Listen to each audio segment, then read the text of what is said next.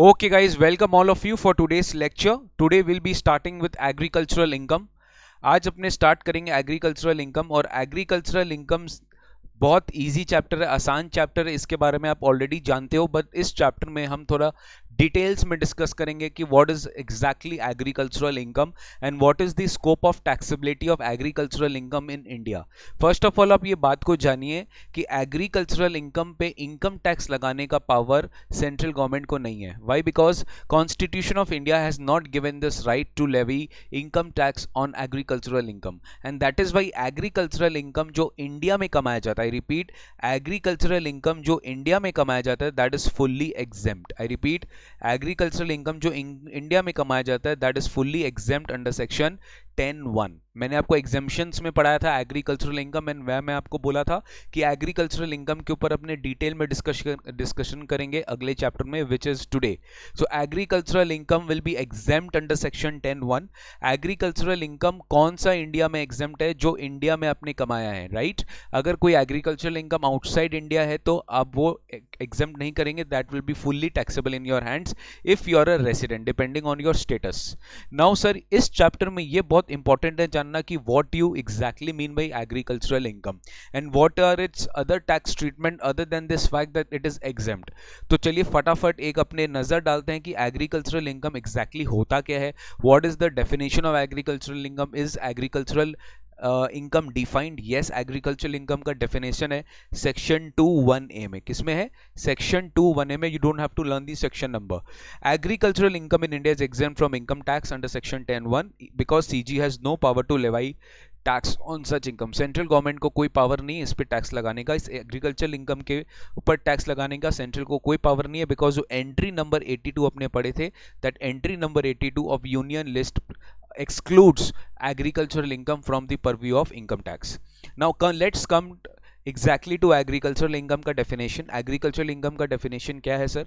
It covers income of not only cultivators but also the land holders who might have rented out lands. It may arise in any one of the following 3 ways. Agricultural income इन तीनों में से किसी भी तरीके से arise हो सकता है। नंबर 1, रेंट और revenue drive from land situated in India. Very important, अगर कोई लैंड इंडिया में सिचुएटेड है जो आप यूज कर रहे थे एग्रीकल्चरल पर्पसेस के लिए। एग्जाम में बहुत बार आता है कि मान लो कोई लैंड है जो आप मूवी शूटिंग पर्पस के लिए यूज कर रहे हो या आपको इंडस्ट्रियल पर्पस के लिए यूज कर रहे हो, not for agricultural purpose. So that land से जो इनकम आ रहा है that is not agricultural income because the land is not used for agricultural purposes. So कोई भी लैंड्स जो यूज किया गया है फॉर एग्रीकल्चरल पर्पसेस, उससे अगर आप रेंट या कोई भी रेवेन्यू कमा रहे हो, that will be fully considered as agricultural income which is fully exempt under section 10(1) of the income tax act. अगर agricultural income I mean land foreign country में है, then agricultural income is taxable under the head other sources, अगर आप ROR हो या resident हो depending on your residential status. Next आता है income derive from agricultural operations और रिलेटेड एक्टिविटीज। ठीक है, यहां पे एक टर्म मैं बोलना चाहूंगा, बेसिक ऑपरेशंस। मतलब एग्रीकल्चरल एक्टिविटी करने के लिए आपको कोई बेसिक ऑपरेशंस करना पड़ता है, जैसे कल्टीवेशन हो गया, टिलिंग ऑफ लैंड हो गया, या बेसिक ऑपरेशंस करनी पड़ते हैं। अगर आप वो बेसिक ऑपरेशंस कर रहे हैं, वो एग्रीकल्चरल रिलेटेड एक्टिविटीज कर रहे हैं, उससे अगर किसी फार्मर को इनकम आता है तो वो क्या मान लिया जाएगा? Agricultural income. ऑल्दो वो उसका बिजनेस एक्टिविटी है तो उसका बिजनेस एक्टिविटी नहीं माना जाए, बिजनेस इनकम नहीं माना जाएगा, that will be considered to be his agricultural income. मेरे को फुल अटेंशन चाहिए क्लास में बिकॉज इसके बाद हम कंप्यूटेशन ऑफ टोटल इनकम करेंगे एंड वो computation of total income is going to be the last class of your syllabus. उससे क्या होगा ना, मतलब अगर वो आप नहीं किए तो कुछ नहीं किए इनकम टैक्स में, ये मैं आपको बता देता हूँ। एंड मैं आपको और एक गुड न्यूज़ देता हूँ, today I will also be discussing of revision test papers. ठीक है, नवंबर दिसंबर 20 का जो रिवीजन टेस्ट पेपर्स, आज हम ICI इंस्टीट्यूट, CA इंस्टीट्यूट का RTP डिस्कस करेंगे। बहुत ही इंपॉर्टेंट क्वेश्चंस, बहुत ही अच्छे क्वेश्चंस है, वही मैं डिस्कस करूंगा। जो रिपीटेड टाइप क्वेश्चन है, जो ईजी लेवल के क्वेश्चन है, वो मैं डिस्कस, उसका एक सेपरेट वीडियो बनाया जाएगा। बट आज का क्लास में क्योंकि टाइम क्रंच रहेगा, मैं पूरा RTP तो डिस्कस नहीं कर पाऊंगा, बट यस बहुत अच्छे अच्छे क्वेश्चंस मैं आपके साथ RTP का डिस्कस करूंगा। सो ये हुआ rent from revenue from land in India या income from agricultural land, income from agricultural activity. And third में आता है guys income from any farm building required for agricultural operations. अगर एग्रीकल्चरल ऑपरेशन से कोई फार्म बिल्डिंग है जो required है, वो फार्म बिल्डिंग से अगर आपको इनकम आ रहा है, चाहे वो आप उसे एक ड्वेलिंग हाउस की तरह यूज करो, चाहे एक स्टोर हाउस या वेयर हाउस की तरह यूज करो, उससे अगर आपको इनकम आ रही है, यानी आप मान लो उसको लेट आउट कर दिए, जो वेयर हाउस यूज किया गया एग्रीकल्चरल ऑपरेशन से, that is income from farm building, and उसके ऊपर आपको एग्रीकल्चरल इनकम का एग्जेम्पशन मिल जाएगा। वेरी वेरी इंपॉर्टेंट, जो एग्जाम्स में हेविली टेस्टेड है, जो एग्जाम के लिए हेविली टेस्टेड है, वो ये है कि इनकम डिराइव फ्रॉम सैपलिंग्स और सीडलिंग्स ग्रोन इन अ नर्सरी। ध्यान से देखना, ये तो नर्सरी में ग्रो हो रहा है। कहाँ पे ग्रो हो रहा है? एक नर्सरी में ग्रो हो रहा है, इसका एग्रीकल्चरल लैंड से कोई संबंध नहीं है। बट इसमें एक्सप्लेनेशन 3 ने बोला कि नहीं, इवन दो वो एग्रीकल्चर लैंड से संबंध नहीं है, वो एक नर्सरी में ग्रो हो रहा है, एक सीडलिंग्स या सैपलिंग्स जिसको अपने बोलते हैं एग्रीकल्चर बेसिक प्लांट्स के, उसको बेच के अगर इनकम कमाया जा रहा है, चाहे बेसिक ऑपरेशंस हुआ चाहे नहीं हुआ वो लैंड में, इट विल बी एग्जेम्प्ट, मतलब उसको एग्रीकल्चरल इनकम माना जाएगा और वो एग्जेम्प्ट हो जाएगा अंडर सेक्शन 10(1), बिकॉज इसको specifically this has been covered in the definition of agricultural income by inserting explanation 3 to section 2(1)(a) in the definition of agricultural income। अब चलिए इसका एग्जांपल्स मैंने एक बार लिख दिया आपके लिए, आप एक बार देख लेना कि क्या क्या एग्रीकल्चरल इनकम है, क्या क्या नहीं है। तो ठीक है, तो इस ऑब्जेक्टिव से, इस डेफिनेशन से हम ये अनुमान लगा सकते हैं, ये डिटरमाइन कर सकते हैं कि what are the incomes which are going to be included in agricultural income and what are the incomes which are not going to be included in agricultural income. तो देखिए एग्रीकल्चरल इनकम में कौन कौन से इनकम्स आ जाएंगे, एक बार फटाफट देख लेते हैं। सेल ऑफ सीड्स देख लेना, ग्रोइंग ऑफ फ्लावर्स या creepers, rent from land used for grazing of cattle required for agricultural activities, यानी अगर आपको लैंड आपने यूज किया फॉर ग्रेजिंग ऑफ कैटल, उससे आपको रेंट मिल रहा है, तो आपको एग्रीकल्चरल इनकम आपका माना जाएगा। ग्रोइंग ऑफ बैम्बू, अगर बैम्बू ग्रो हो रहा है उससे इनकम कमा रहे हो तो एग्रीकल्चरल इनकम माना जाएगा। अगर किसी पार्टनर को इंटरेस्ट मिल रहा है फ्रॉम अ फर्म जिसका पूरा इनकम एग्रीकल्चरल प्रोड्यूस है, जैसे मान लो मैं एक पार्टनरशिप फर्म में पार्टनर हूं, उस पार्टनरशिप फर्म का पूरा काम क्या था? एग्रीकल्चरल प्रोड्यूस पे एंगेज रहना। मैंने उसको अपना लोन, मैंने कोई कैपिटल दिया उस पार्टनर को, मैंने इन्वेस्ट किया, अब उससे जो फर्म में इन्वेस्ट किया उससे जो इंटरेस्ट आ रहा है वो इंटरेस्ट मेरे लिए क्या हो जाएगा? एग्रीकल्चरल इनकम, अगर फर्म का पूरा बिजनेस क्या है? एग्रीकल्चरल प्रोड्यूस का बिजनेस है। तो सेम चीज, जो पार्टनर को रेम्यूनरेशन मिलता है, सैलरी मिलता है from a firm whose entire income is derived from agricultural produce, similarly his salary income will also be considered to be agricultural income. या फिर compensation received from insurance company for damage caused by hailstorm to the green leaf of the SSC's tea garden is agricultural income। ये basically सब case law से आता है, because यहाँ पे agricultural tea garden था, तो उसके कारण अगर कोई इंश्योरेंस कंपनी से कॉम्पनसेशन मिल रहा है तो वो भी एक तरीके से एग्रीकल्चरल इनकम ही होगा। अब नॉन एग्रीकल्चरल इनकम क्या है? देखो, breeding of life stock, poultry farming, fisheries, ये सब आपको पता ही है, ये सब एकदम नॉर्मल बिजनेस एक्टिविटीज है, इसमें नॉन एग्रीकल्चर का कोई भी काम नहीं है। डेयरी फार्मिंग है, नेचुरल ग्रोथ ऑफ ट्रीज है।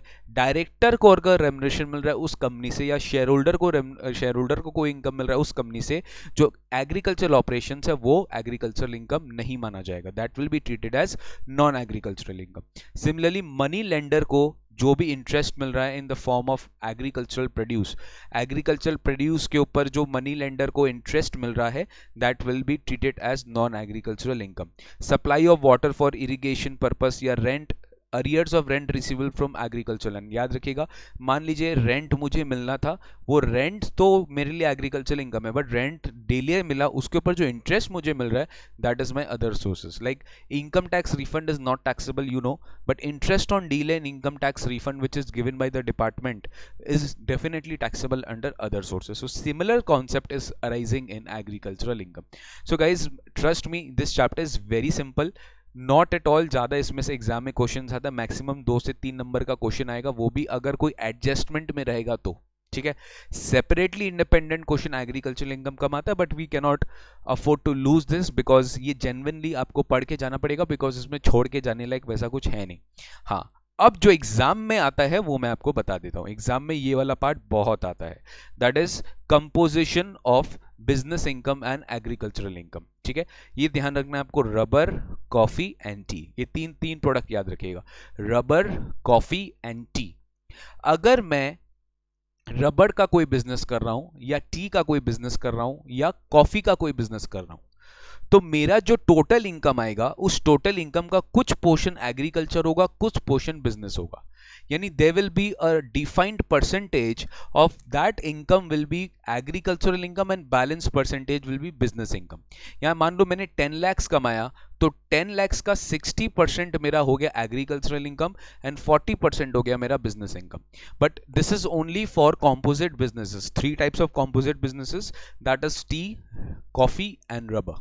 तो चलिए फटाफट स्टार्ट करते हैं. सबसे पहले रूल नंबर, ये कौन सा रूल है? रूल नंबर 7A 7B और 8. I repeat, rule number 7A 7B और 8 याद रखने की चेष्टा करो. अगर हो सकता है तो बहुत बढ़िया, नहीं हो सकता कोई दिक्कत नहीं है, you can definitely do it. ठीक है. Income from growing and manufacture of rubber. तो यहाँ पे जो एग्रीकल्चरल इनकम होगा वो होगा 65% of total income and business income होगा वो होगा 35% ऑफ द टोटल इनकम. ध्यान रखिए, एग्रीकल्चरल इनकम का डिवीजन नहीं होगा, नॉर्मल बिजनेस इनकम का डिवीजन होगा कि उसके 65% इनकम को हम क्या मान लेंगे? एग्रीकल्चरल इनकम, और 35% जो बैलेंस है उसको हम क्या मान लेंगे? Business income. तो बिजनेस इनकम तो टैक्सेबल हो गया और agricultural income will be exempt. I hope you understood. So 65% and 35% आपको रबड़ वाला याद रखना पड़ेगा. ठीक है, 65% एंड 35%. 65% याद रख लो तो बैलेंस अपने आप याद हो जाएगा, वो बिजनेस इनकम. तो एग्रीकल्चरल इनकम याद रखिए. सर कॉफी में दो चीज होता है, कॉफी में दो चीज होता है. If I am just growing and curing coffee, I am not engaged into any other operations, I am just growing and curing coffee, तो मेरा एग्रीकल्चरल पोर्शन थोड़ा ज्यादा है, प्लस 10%, यानी 75% मेरा एग्जेम्प्ट हो जाएगा और बाकी जो है 25% वो मेरा टैक्सेबल हो जाएगा. तो 65 35 से इंक्रीज हो गया 75 25. नेक्स्ट, अगर मैं ग्रो क्योर के साथ उसे रोस्टिंग भी कर रहा हूं एंड ग्राउंड भी कर रहा हूं, मतलब आप अगर रोस्ट कर दिए तो आप ग्रो एंड क्योर में नहीं आओगे. आप इसमें से कोई भी एक्टिविटी कर दिए, ग्रो, क्योर, रोस्ट, ग्राउंडेड, ये चारों. इसके बाद अगर आप बेसिकली, ये हो गया मिक्सिंग. क्या हो गया? मिक्सिंग या further processing of grown and cured coffee. तो इन दिस केस क्या होगा? आपका जो एग्रीकल्चरल इनकम वाला पार्ट होगा that will be reduced. I repeat, ये कितना से रिड्यूस हो रहा है? 15% से. देखिए ध्यान से, पहले 65 से चालू किए, प्लस 10 किए, फिर 75 से माइनस 15 किए, विच इज 60. तो 60% is agriculture and balance 40% is business income. तो रबर पढ़ी कर लिए, कॉफी का दो पार्ट हो गया, ग्रोन एंड क्योर या फिर grown cure roast and grounded, तो 60% हो जाएगा. और सेम है टी का 60-40, यानी कॉफी अगर मिक्स वाला काम कर रहे हो तो 60-40 है, टी वाला भी काम कर रहे हो तो 60-40 है. 60% agriculture and balance business income. So guys, ये आपको रेशियोज याद रखना है. ये रेशियो से रिलेटेड अभी हम लोग एक एग्जांपल देखते हैं. चलिए, manufactures latex from the rubber plants grown by him in India. Rubber plant grow कर रहा है, ध्यान से देखिएगा, लेटेक्स मैन्युफैक्चर करता है. Okay, these are then sold in the market for 30 lakh rupees. ठीक है, ये उसका रेवेन्यू है, 30 लाख का रेवेन्यू जनरेट कर रहा है. Cost of growing rubber plant is 30 lakh, मतलब रबर प्लांट ग्रो कर रहा है 10 लाख में और मार्केट में बेच रहा है 30 लाख में, तो प्रॉफिट कितना आ रहा है? 20. उसके बाद cost of manufacturing latex is also how much? 8 lakh. तो नेट प्रॉफिट कितना आ रहा है? 12 लाख रुपया. नेट प्रॉफिट कितना आ रहा है? 12 लाख रुपया. Revenue minus total expenditure. Now 12 is my total income, right? But इस 12 को मुझे क्या करना पड़ेगा? रबड़ है तो क्या करना बताइए? रबड़ है तो क्या करना बताइए? रबड़ है तो क्या करना बताइए? 65% agricultural and 35% business. 65% agricultural and 35% business. तो देखो आंसर आ गया. 12 लाख का 65% इज 7.8 लैक्स एंड 12 लाख का 35% इज 4.2 लैक्स. तो आपका ये जो एग्रीकल्चरल इनकम होगा that will be exempt. This will not be your total income, but your total income will be 4.2 lakhs. आपका टोटल इनकम क्या हो जाएगा? 4,20,000. ये आपका टोटल इनकम हो जाएगा. तो आपको नेट रेवेन्यू, जो नेट प्रॉफिट बचता है, उसको आपको डिस्ट्रीब्यूट करना पड़ेगा in the ratio under rule 7A 7B और 8. I hope it is clear. तो ये परसेंटेजेस आपको नहीं भूलना है because this will not be given in your examination. You have to remember this because इसी से आपको आगे का पोर्शंस याद रहेगा.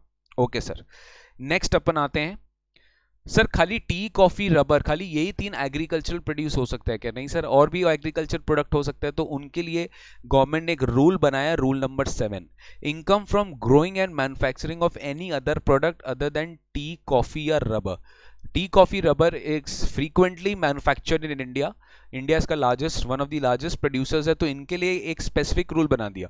बट बाद बाकी के लिए स्पेसिफिक रूल नहीं बनाया, but you have to specifically, it's given in rule number 7 कि उसका आपको कैसे पीजीबीपी निकालना और उसका कैसे आपको एग्रीकल्चरल इनकम निकालना। तो सबसे पहले डिस्कस करते हैं कि एग्रीकल्चरल इनकम कैसे निकालेंगे। तो गाइज, एग्रीकल्चरल इनकम क्या होता है ना कि क्या होता है कि मान लो हम लोग प्लांट को कल्टीवेट किए, उसका कॉस्ट हुआ। प्लांट को कल्टीवेट करने के बाद हम लोग ने कुछ पोर्शन फर्दर प्रोसेसिंग में डाला, उसका कॉस्ट हुआ। फाइनली हम प्रोडक्ट बेचेंगे, right? So final value of the product will definitely come in my business income, क्योंकि ये तो मेरी मैन्युफैक्चरिंग होके प्रोसेस हो गई ना, तो ये तो मेरी एग्रीकल्चरल इनकम रही नहीं। तो that will be what, that will be my fully business income. लेकिन व्हाट अबाउट एग्रीकल्चरल इनकम? तो law says that your agricultural income will start from market value of agricultural produce. आपने जो agriculture produce किया उसकी market में क्या value है, उस मार्केट वैल्यू को आप कंपेयर करो अपने cultivation cost of agriculture product से। एग्रीकल्चर प्रोडक्ट के जो कल्टीवेशन कॉस्ट है, मैंने फर्दर प्रोसेसिंग एक्सपेंस नहीं बोला, जो प्लांट कल्टीवेशन कॉस्ट है उसको मैं कंपेयर करूंगा with market value of agriculture produce which will give me agricultural income. अब ध्यान से सुनना, एग्रीकल्चरल इनकम मैंने निकाल लिया, ये एग्जेम्प्ट होगा, वी ऑल नो। ये आया कैसे? You have compared market value with the cultivation cost. तो कल्टीवेशन कॉस्ट तो कंसिडर हो गया, मार्केट वैल्यू तक कंसिडर हो गया। मान लो मैंने 15 लाख रुपया का कल्टीवेशन कॉस्ट किया एग्रीकल्चर प्रोड्यूस ग्रो करने के लिए, जिसकी आज के डेट में मार्केट वैल्यू है 22 लैक्स। तो 7 लैक्स तो मेरा स्ट्रेट अवे क्या हो रहा है, एग्रीकल्चरल इनकम हो रहा है, क्योंकि मेरा वो एग्रीकल्चरल एक्टिविटी से ही वो ग्रो किया। नाउ मैंने उसको फर्दर प्रोसेसिंग किया, तो फर्दर प्रोसेसिंग हुआ मेरा अदर एक्सपेंस, ठीक है। मैंने उसको फर्दर मान लो 1 लाख रुपया मैंने फर्दर प्रोसेस किया। अब 22 लैक्स का याद रखिए, 22 लैक्स का उसमें कल्टीवेशन कल्टीवेशन कॉस्ट तो 15 था, बट मार्केट वैल्यू 22 था। 22 पे आप ऑलरेडी एग्रीकल्चर इनकम तक निकाल दिए, तो वही 22 इसका क्या बन जाएगा, cost. It's like conversion of capital asset into stock in trade. Capital asset का जो फेयर मार्केट वैल्यू था उस स्टॉक का कॉस्ट हो जाएगा। वैसे ही क्या है, एग्रीकल्चर इनकम का जो मार्केट वैल्यू था जो आप टैक्स कर चुके हो, वो बिजनेस इनकम के लिए क्या हो जाएगा, उसका कॉस्ट हो जाएगा। तो market value of agriculture produce आपको क्या लेना पड़ेगा, कॉस्ट लेना पड़ेगा। अदर प्रोसेसिंग एक्सपेंस आपका मान लीजिए 1 लाख का, और मार्केट वैल्यू तो 22 लाख ही रहेगा। और आपने फाइनली अगर मान लीजिए इसको 30 लैक्स में बेचा, तो 30 lakhs minus 22 minus 1, that is 30 minus 23 which is again 7 lakh rupees. मुझे 7 लाख रुपया पीजीबीपी में टैक्स करना है, एंड 7 लाख रुपया मैंने एग्रीकल्चर इनकम में एग्जेम्पशन क्लेम कर लिया अंडर सेक्शन 10(1). इसी से रिलेटेड एक बहुत अच्छा समय जो मैंने इलस्ट्रेशन में दिया, जो एग्जामिनेशन का समय, you will be understanding everything once we discuss the illustration, if you have not understood with the help of this particular table which I have just explained you. So agricultural income को compare करना है market value and cultivation cost, और business income को compare करना है sale value of product minus market value again and minus other expenses. तो चलिए एक बार इलस्ट्रेशन देखते हैं।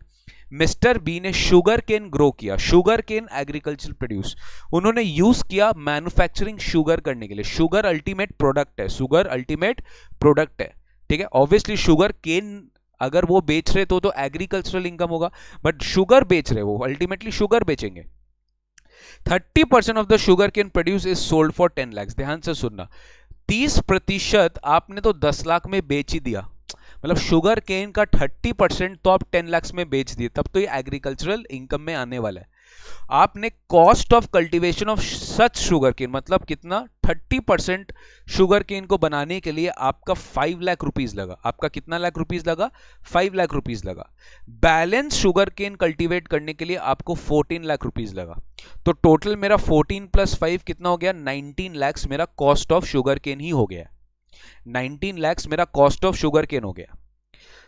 Market value of the same, market value of the same मतलब सेम हो गया आपका 70%, बिकॉज 30% तो मैंने बेच दिया, 30% मैंने बेच दिया, 70% मैं अभी भी रख के रखा था, 70% का मुझे मार्केट वैल्यू क्या दे दिया, 14 लाख रुपया।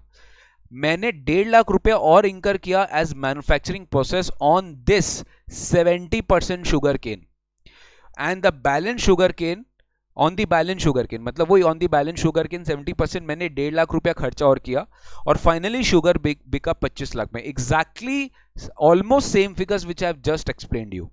Compute these business income and agricultural income. आपको क्या करना है, बी का बिजनेस इनकम निकालना है और एग्रीकल्चरल इनकम निकालना है। अरे समझ में आ रहा है कुछ? यस सर, बिल्कुल समझ में आ रहा है। आप ध्यान दीजिए, आप 70% शुगर केन ही बेचे हो, आई मीन 70% शुगर केन को यूज कियो टू प्रोड्यूस योर शुगर, बाकी 30% तो पहले बेच चुके एज एग्रीकल्चरल इनकम। तो 10 में से अगर मैं 5 माइनस करता हूं, 10 में से अगर मैं 5 माइनस करता हूं तो 5 मेरा यहां पर आ रहा है। अरे बात को समझिएगा, 10 में से मैं 5 माइनस करूं तो 5 मेरा यहां पे आ रहा है। मेरा market value of sugar cane कितना था, 14 लाख, और sorry cost of cultivation of balance sugar cane कितना था, 14 लाख। मार्केट वैल्यू कितना था, 22। तो यहां पे मैं 22 को कंपेयर करूंगा कॉस्ट से, विच इज 14, 22 को कंपेयर करूंगा कॉस्ट से विच इज 14। तो 22 माइनस 14 कितना आ रहा है बताइए फटाफट, 8। तो मेरा जो एग्रीकल्चरल आना चाहिए, मेरा जो एग्रीकल्चरल इनकम आना चाहिए वो कितना आना चाहिए, 13 लाख रुपीस। अरे बात समझे कि नहीं समझे सर? 30% शुगर केन तो पूरा एग्रीकल्चरल इनकम पे जा रहा है, 70% का आप मार्केट वैल्यू एग्रीकल्चरल इनकम पे लेंगे, क्योंकि 14 लाख का कॉस्ट था 70% और उसकी मार्केट वैल्यू थी 22 minus 14 gives you 8, 8 plus 5 gives you 13।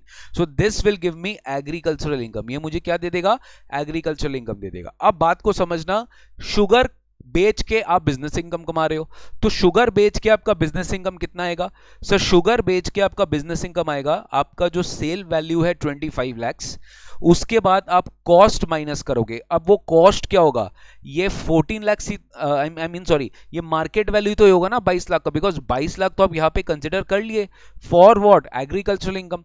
तो 22 में से आपको आई मीन 25 में से आप 22 को माइनस करेंगे। 22 is the market value. I told you ना, एक जगह सेल हो गया तो दूसरा जगह कॉस्ट ले ले भाई, तो दूसरा जगह कॉस्ट हो गया ना किस चीज का, cultivation cost of that 70% balance sugar cane, उसका मार्केट वैल्यू ले लिया आपने, माइनस आपको 1.5 लाख और माइनस करना पड़ेगा which is the manufacturing expense. तो बैलेंस कितना हो रहा है, 23.5 में से बैलेंस कितना हो रहा है, 1.5 लाख रुपया। कितना हो रहा है, 1.5 लाख रुपया जो बच रहा है मेरा, that is my PGBP, that is my PGBP income, that is my PGBP income. So आप प्लीज देख लेना सोल्यूशन। बिजनेस इनकम हम लोग अलग निकाल रहे हैं, एग्रीकल्चरल इनकम अब लोग अलग निकाल रहे हैं। Thank you so much Rohit Kumar, absolutely the correct answer. Notes uploaded नहीं हुआ है, यस नोट्स मैंने अपलोड नहीं किया जानबूझ के, आप पहले समझ लो, नोट्स अपने आप अपलोड हो जाएगा, दिक्कत नहीं है, पहले समझना जरूरी है गाइस, ठीक है ना, समझना जरूरी है, नोट्स बाद में देख लीजिएगा, ठीक है, नोट्स बाद में देख लीजिएगा, ज्यादा लंबा नोट्स ऐसे भी नहीं है। अब नेक्स्ट पार्ट आता है guys, partial integration of agricultural with non agricultural income. मतलब क्या, एग्रीकल्चरल इनकम और नॉन एग्रीकल्चरल इनकम अगर आप दोनों कमा रहे हो, very very important, something which is tested in exam, एक यही पार्ट है जो एग्जाम में आने की चांसेस है थोड़ी बहुत। एग्रीकल्चरल इनकम अगर आपको सब में दे दिया है, डू नॉट वरी, और अगर टैक्स लाइबिलिटी निकालने दे दिया है, you have to apply this. I repeat, अगर एग्रीकल्चरल इनकम आपको सब में दे दिया है एंड अगर टैक्स लाइबिलिटी भी निकालने दे दिया है तो ये अप्लाई हो जाएगा। इसको अपने बोलते हैं partial integration of agricultural with non agricultural income, कि आपको एक बार एग्रीकल्चरल इनकम को नॉन एग्रीकल्चरल इनकम से जोड़ के टैक्स निकालना पड़ता है। वो indirect way of taxing agricultural income है, बट एक बार देख लेते हैं इसका क्या कॉन्सेप्ट है सर। सबसे पहले इसको पार्शियल इंटीग्रेशन बोलते हैं। मतलब क्या, एग्जाम्पल देता हूं, मान लो आपका एग्रीकल्चरल इनकम है 1.2 लैक्स, राइट, और आपका नॉन एग्रीकल्चरल इनकम है मान लीजिए 3 लैक्स, ठीक है, टोटल इनकम कितना है, मान लो 4.2 लैक्स आ गया। ओके सर, अब आप सोच रहे होंगे एग्रीकल्चरल इनकम तो एग्जेम्प्ट है, बिल्कुल एग्जेम्प्ट है, तो मेरा टोटल इनकम तो 3 लाख होना चाहिए। यस 3 लाख ही होना चाहिए क्योंकि 1.2 लैक्स तो एग्जेम्प्ट है। लेकिन जब मैं टैक्स निकालूंगा ना, टैक्स, तब मैं जब टैक्स निकालूंगा मैं एक बार 4.2 lakhs पे टैक्स निकालूंगा। I will compute tax on 4.2 lakhs। इसी को अपने बोलते हैं integrating agricultural income with non agricultural income. इसी को अपने बोलते हैं integrating agricultural income with non agricultural income. तो चलिए partial integration of agricultural with non agricultural income में आते हैं। एप्लीकेबिलिटी ऑफ पार्शियल इंटीग्रेशन किसके ऊपर एप्लीकेबल है? ध्यान दे, तो सबके ऊपर एप्लीकेबल नहीं है। कंपनीज एंड ऑल बेसिकली जिनका स्लैब रेट्स है, इंडिविजुअल एचयूएफ, वीओपी, बीवाई, एजेपी, जिनका स्लैब रेट्स है उनके ऊपर ये एप्लीकेबल होगा। क्या एप्लीकेबल होगा? Partial integration. Conditions for partial integration, दो कंडीशन है वेरी इंपॉर्टेंट। अगर net agricultural income 5,000 per annum exceed करता है, ठीक है, अगर 5,000 से कम है तो आपके ऊपर ये वाला प्रोविजंस एप्लीकेबल नहीं होगा। And non agricultural income should exceed your basic exemption limit. मतलब नॉन एग्रीकल्चरल इनकम मतलब क्या सर? इस केस में मुझे बताइए, आपका एग्रीकल्चरल इनकम 1,20,000 और नॉन एग्रीकल्चर 3 लाख है, बेसिक एग्जेम्पशन 2.5 लाख है, तो नॉन एग्रीकल्चरल इनकम तो 2.5 लाख से ज्यादा है, तो इन दिस केस पार्शियल इंटीग्रेशन लग जाएगा। लेकिन अगर आपका नॉन एग्रीकल्चरल इनकम मतलब income other than agricultural income 2.5 lakh से कम है, तो सरकार सोच रही है कि यार 2.5 लाख से इनका agriculture non agriculture income already low है, एग्रीकल्चरल इनकम जोड़ने के कारण इनका 2.5 लाख से ज्यादा हो जाएगा तो गलत हो जाएगा। And that is why what they did the best thing that they are seeing your income other than agricultural income. इसका मतलब आपका नॉन एग्रीकल्चरल इनकम देखा जाएगा, आपका एग्रीकल्चरल इनकम बॉस नहीं देखा जाएगा। आपको नॉन एग्रीकल्चरल इनकम देखना है, वो बेसिक एग्जेम्पशन लिमिट क्रॉस करो और एक nominal amount of net agricultural income भी क्रॉस करें, दैट इज 5,000 पर एनम। अगर ये दो कंडीशंस आपका फुलफिल हो गया है तो आप आगे का स्टेप्स देखेंगे। What are the steps for calculation of tax in case of partial integration? I repeat, partial integration में आप किस तरीके से टैक्स निकालोगे ये मैं आपको पहले स्टेप्स दिखा देता हूं, फिर एक छोटा सा एग्जांपल लेके आपको सम भी दिखा देता हूं। सबसे पहले जैसे अगर आप मेरा वाला एग्जांपल याद रखो, 1.2 is agricultural income and 3 lakh is non agricultural income, total 4.2 मेरा एक बार इनकम है, ठीक है। मैं सबसे पहले टैक्स निकालूंगा net agricultural income plus non agricultural income दोनों पे, यानी सबसे पहले आप टोटल पे टैक्स निकाल लो। सर टैक्स कैसे निकाल सकते हैं? तो एग्जेम्प्ट है, मैं मान लिया एग्जेम्प्ट है, मैंने तो बोला आपको when you are computing tax liability then only you will do this, else your total income is 3 lakhs my dear। जब आप टोटल इनकम निकाल रहे हो तब तो 3 लाख ही है, लेकिन जब टैक्स निकाल रहे हैं तब आपको इस तरीके से ही टैक्स निकालना पड़ेगा। आप कंप्यूट करेंगे tax on net agricultural income plus non agricultural income which in this case is 4,20,000। वहां पे स्लैब रेट लगाइए up to 2.5 lakh, zero, right. 2.5 lakh से 5 लाख के बीच में कितना आता है? इस केस में आ जाएगा कितना बताओ फटाफट? 1,70,000, राइट। 1,70,000 आ जाएगा। तो अरे 2.5 लाख तक नेल आ रहा है, तो 4.2 में से 4.2 में से मैं 2.5 को माइनस कर रहा हूं तो 1,70,000, तो 1,70,000 पे आप 5% निकाल लेंगे, 1,70,000 पे आप 5% टैक्स निकाल लेंगे। आपका आ गया स्टेप 1, दैट्स इट। आपको खाली टैक्स निकालना है, आपको सरचार्ज सेस ये सब अभी कुछ नहीं करना है, ओके। अब स्टेप 2, अब आप सोच रहे होंगे यार टैक्स तो लग गया दोनों पे। नो बॉस, अब गवर्नमेंट बोलेगी नहीं, हम आपको एक रिलीफ देंगे क्योंकि हम आपका एग्रीकल्चर इनकम जुड़वा दिए। गवर्नमेंट बोलेगी कि आप जो 1.2 लाख एग्रीकल्चर इनकम यहां जोड़े थे, 1.2 में आप बेसिक एग्जेम्पशन लिमिट जोड़ लो, that is 2,50,000। Your basic exemption limit जो आपके ऊपर एप्लीकेबल था plus your agricultural income you add it. in this case it will be 3.7, in this case it will be 3.7। तो 3.7 मेरे लिए क्या हो गया? स्टेप नंबर 2 का पोर्शन। तो मैं 3,70,000 पे मैं टैक्स निकालूंगा, same basic exemption limit 2.5 lakh रुपया। तो सर 2.5 लाख पे तो कोई टैक्स नहीं था, 1,20,000 पे आपका टैक्स आ जाएगा 5% के हिसाब से। तो ये हुआ आपका partial integration. Number 1, you include agri with non agri. Number 2, you include agree with BEL, that is basic exemption limit, okay। Number 3, you find out the difference between step 1 and step 2, you find out the difference between step 1 and step 2। step 1 and step 2 के बीच में जो difference आएगा वो 3 में आएगा। अब आपको क्या करना है, step 3 में जो आंसर आ रहा है ना, वही से आपको या तो रिबेट देना है। अब सर रिबेट कब देंगे? जब आपका टोटल इनकम, अब मेरे को बताइए इस केस में क्या मेरा टोटल इनकम में एग्रीकल्चर इनकम आएगा? The answer is no. मेरा टोटल इनकम में खाली, मैंने बोला ना आपको, टोटल इनकम तो वही है जो नॉर्मली आप जानते हो। एग्जेम्प्ट इनकम तो टोटल इनकम में नहीं आता, बट पार्शियल इंटीग्रेशन करते समय मैंने 1 और 2 में खाली टैक्स जोड़ा है। बट 4 में जब मैं रिबेट अंडर सेक्शन 87 ए डिटरमाइन करूंगी या करूंगा, तो उस केस में मुझे रिबेट अंडर 87 ए तब देना है जब मेरा total income other than agricultural income 5 lakh तक है, तो definitely I am allowed to take rebate under section 87 A, या फिर मेरे को सरचार्ज देना है या जो देना है, और लास्ट में मेरे को सेस ऐड करना है at the rate of 4%। So this is how you will do a sum on a partial integration.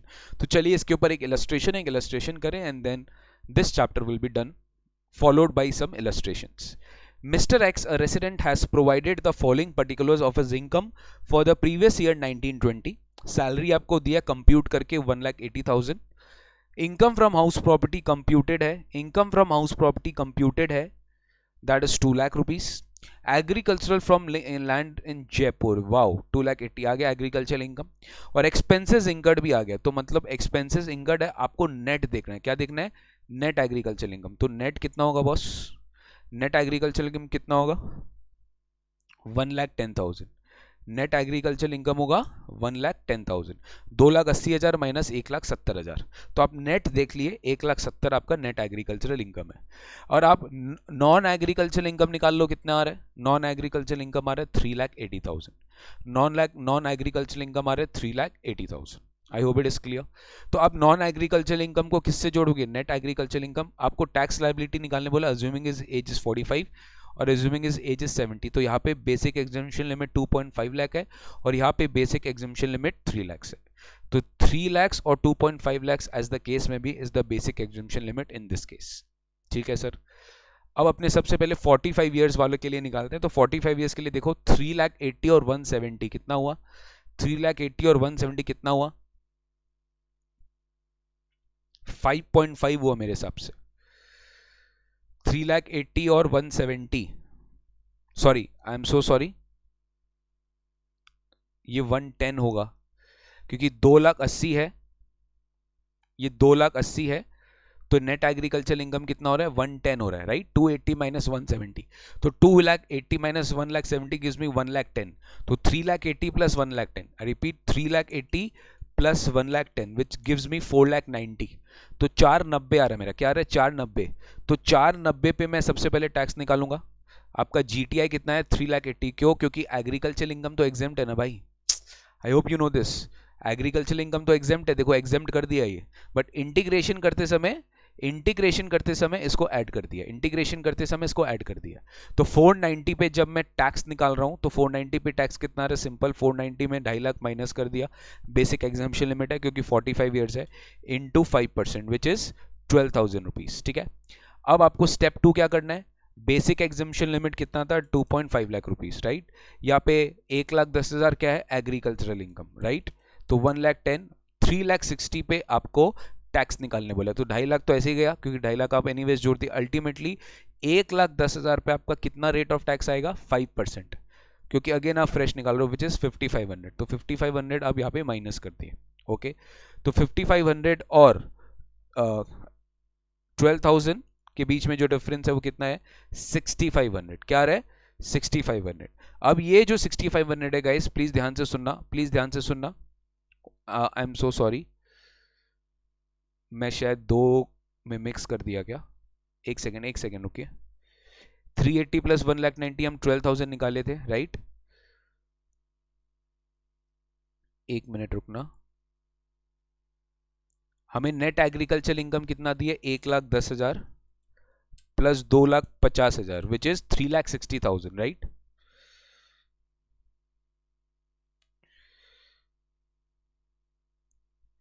Okay, I think ये रिवर्स हो गया है, बस ये रिवर्स हो गया गाइस। ठीक है, ये 3 लाख नहीं होगा, ये 2,50,000 होगा। सो 1,10,000 plus 2,50,000 will give you 3,60,000। Basically जो यहाँ पे आंसर आएगा वो यहाँ पर आएगा। ठीक है, ये आंसर एक्चुअली स्वैप हो गया है, ये आंसर एक्चुअली स्वैप हो गया है। ठीक है ना, ये आंसर एक्चुअली स्वैप हो गया है। तो यहाँ पे आपको क्या करना है, 2,50,000 प्लस 1,00,000 तो 3,00,000, तो टू तो यहाँ पे 3,60,000 आएगा, ठीक है। तो 3,60,000 है तो 2,50,000 पे तो टैक्स निल है, बट 1,10,000 पे अपना टैक्स कितना आ जाएगा, 5%, विच इज 5,500, विच इज 5,500, ठीक है। और ये जो आएगा ये अपना आ जाएगा 6,500, दिस टैक्स विल बी 6,500।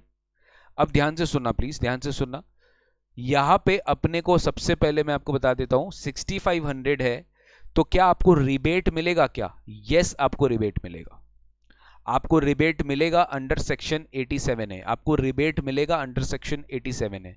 तो 6,500 में हम क्या करेगा, क्योंकि मेरा टोटल इनकम तो 5 लाख से ज्यादा नहीं है ना, अरे टोटल इनकम तो मेरा 5 लाख से ज्यादा नहीं है ना, तो इन दिस केस मेरे को पूरा 6,500 का रिबेट मिल जाएगा, मेरा टैक्स आ जाएगा 0, मेरा कोई सेस नहीं बनेगा, क्योंकि मेरा total income does not exceed 5 lakh rupees, मुझे रिबेट अंडर 87 मिल जाएगा।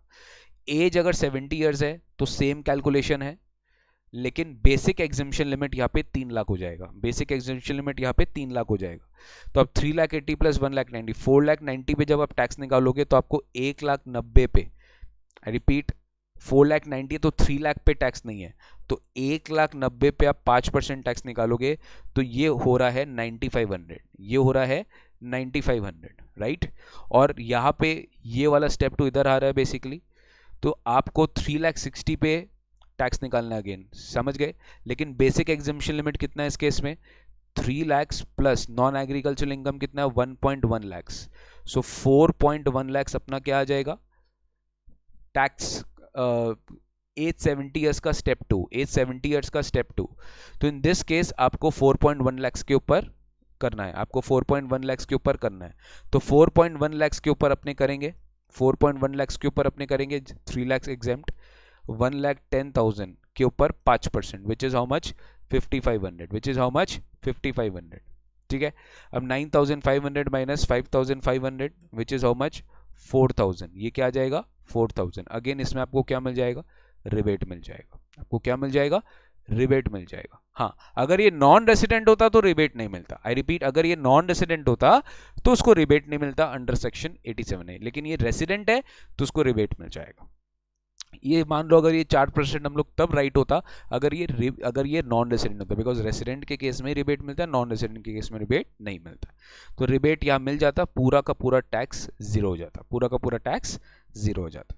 तो एक छोटी सी क्या हो गई, स्वैप हो गई है, sorry for the inconvenience, I hope आप समझ गए होंगे।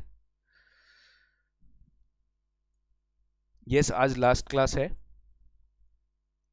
यस इसमें स्वैप हो गई है, 3 लाख नीचे आना चाहिए था, 2,50,000 ऊपर आना चाहिए था। टाइपोग्राफिकल एरर है, डिजाइनर बाबू ने गलती कर दिया शायद, ठीक है। प्रैक्टिस क्वेश्चंस में आते देखिए, एक अच्छा समय देखिए, ये अच्छा समय एग्जाम का समय, इंपॉर्टेंट मार्क कर सकता है आप इसको इस तरह के सम को, बिकॉज अगर नहीं होगा तब डेफिनेटली आप उसको आगे नहीं देख पाएंगे। चलिए, Miss Vivita, a resident and ordinary resident in India, has derived the following income. No, non resident को सीनियर सिटीजन का बेनिफिट नहीं मिलता है अपने पर चुके रेट ऑफ टैक्स में, उनके लिए 3 लाख और 5 लाख वाला लिमिट एप्लीकेबल नहीं होता है। Miss Vivita, resident ordinary resident, has derived the following income from various operations during the year ended 31st March 20. Serial number 123, income from sale of centrifugate latex processed from rubber plants grown in Darjeeling. Latex rubber plant से grow हुआ है, rubber है, rubber ध्यान से देखना, rubber कुछ याद आ रहा है, अगर रबर है तो 35 और 65 हो जाएगा एग्रीकल्चरल इनकम, और बिजनेस इनकम हो जाएगा 35। Income from sale of coffee grown and cured, ओ कॉफी कॉफी कॉफी कुछ याद आ रहा है, कॉफी ग्रोन ऑन क्योर्ड है, इसी के बाद हम लोग पढ़े थे, इफ यू रिमेंबर समथिंग, इसी के बाद हम लोग पढ़े थे इफ यू रिमेंबर समथिंग कि सर 75% और 25% हो जाएगा, एग्रीकल्चर इनकम 75% है और 25% इज बिजनेस इनकम। अब आ रहा है coffee grown cured roast and grounded, okay, Colombo में हुआ है बट सेल कंसिडरेशन चेन्नई में है, तो इनकम रिसीव्ड हुआ है इंडिया में, टैक्सेबल होगा इंडिया में, ठीक है। 2,50,000 है, ग्रोन क्योर रोस्ट सब यहीं पे किया है, तो 60% एग्रीकल्चरल इनकम है एंड 40% बिजनेस इनकम है। 60% एग्रीकल्चरल इनकम है और 40% बिजनेस इनकम है। नेक्स्ट आता है income from sale of tea grown and manufactured. Tea है, ग्रोन एंड मैन्युफैक्चर्ड है, सेम 60% इज टू 40%। आपको रेशियो बस डिवाइड करना, पूरा मैथमेटिक्स था और कुछ नहीं है सब में। Income from saplings and seedlings grown in nursery at Kochi. अब स्टूडेंट सोचेगा इसको भी डिवाइड करेंगे, अरे ये कैसे डिवाइड करेंगे, ये तो पूरा 100% एग्रीकल्चरल इनकम है और 0% क्या है, बिजनेस इनकम है, क्योंकि ये डीम टू बी पूरा क्या है, agricultural income. Explanation 3 to section 2(1) है। आपको पीजीबीपी निकालना था और एग्रीकल्चरल इनकम एक साथ निकालना था, तो सब चीज का रेशो आपको मैंने समझाया था, आपको यही बांटना था इसी की तरह से। ठीक है, देखो रबर है तो 35% आप बिजनेस इनकम मान लो, बैलेंस आप एग्रीकल्चरल इनकम मान लो। कॉफी ग्रोन एंड क्योर्ड है तो 25% बिजनेस इनकम मान लो, बाकी आप एग्रीकल्चरल इनकम मान लो। Coffee grown cured roast and grounded outside India है। 1 मिनट रुकना, यहाँ पे सब में क्या दिया हुआ था, अगर grown and grounded in Colombo है, देखिए ध्यान से सुनना, दैट्स द कैच। अगर कोलंबो है, अगर ये कोलंबो है, क्योंकि ये ग्राउंडेड एंड रोस्टेड कोलंबो में हुआ है। अब इसमें जो रूल्स हम लोग ने पढ़ा, जो अपने रूल्स अपने पढ़े गाइस, ध्यान से सुनना, ये रूल्स कब एप्लीकेबल है, जब एग्रीकल्चरल लैंड इंडिया में, ध्यान से सुनिए राइट। तब यहाँ पे तो एग्रीकल्चर लैंड कोलंबो में है, तो इन दिस केस 2.5 लाख रुपया जो टोटल इनकम आ रहा है वो तो कोलंबो वाला लैंड से आ रहा है राइट। तो वहाँ पे आपको क्या करना पड़ेगा, ये 60 ये जो आपका कॉम्पोजिट वाला पार्ट है ये एप्लीकेबल नहीं करेंगे हम लोग। ये जो 2.5 लाख रुपया है, ये 2.5 लाख रुपया हम लोग यहाँ पे एप्लीकेबल बिल्कुल भी नहीं करेंगे। ये 2.5 लाख रुपया बेसिकली पूरा का पूरा क्या हो जाएगा, एग्रीकल्चरल इनकम नहीं होगा, ये पूरा का पूरा बिजनेस इनकम हो जाएगा। ठीक है, टी वाला पार्ट अपने 40% पढ़ चुके हैं, सैपलिंग्स वाला पार्ट पूरा का पूरा क्या हो जाएगा, एग्रीकल्चरल इनकम हो जाएगा। So this was something new which we had explained कि अगर ग्राउंडेड इंडिया के बाहर है, अगर लैंड इंडिया के बाहर हुआ है या वो प्रोसेस इंडिया के बाहर हुआ है, तो डेफिनेटली पूरा का पूरा इनकम आपका क्या है, पीजीबीपी इंडिया में टैक्सेबल है, बिकॉज आप आरओआर हो। In this case you are a ROR. अगर आप आरओआर होते ही नहीं और इनकम रिसीव्ड होता है इंडिया में, तो भी आप इंडिया में ही टैक्स करते हैं, because income received in India will always be taxable in India. But agriculture income के प्रोविजंस इंडिया में जब लैंड है तो ही लगते हैं, और वो रूल्स भी 7A 8 जो अपने पढ़े थे वो तभी लगते हैं जब आप इंडियन एग्रीकल्चर लैंड से इनकम कमा रहे हो। So that is the catch guys, so that's it. तो इसमें से 2 इंपॉर्टेंट चीज मैं आपको बताता हूँ, एक तो पार्शियल इंटीग्रेशन याद रखना आपको, और दूसरा जो कॉम्पोजिट इनकम वाला क्वेश्चंस आता है वो 2 एग्जाम में बहुत ज़्यादा रिपीटेड है। कॉम्पोजिट इनकम वाले क्वेश्चंस एग्जाम में बहुत ज़्यादा रिपीटेड है। So that's it. Agriculture income में ज़्यादा अपने को पढ़ना नहीं है, यही सफिशिएंट है जो मैंने आज आपको एग्रीकल्चर इनकम में पढ़ाया। ठीक है, I think you found the class useful. 2 ही चीज़ बस आपको मेन बताना था, बाद बाकी इतना कुछ खास है नहीं इस चैप्टर में पढ़ने के लिए। Okay, thank you so much for this class which I have just taken on agricultural income.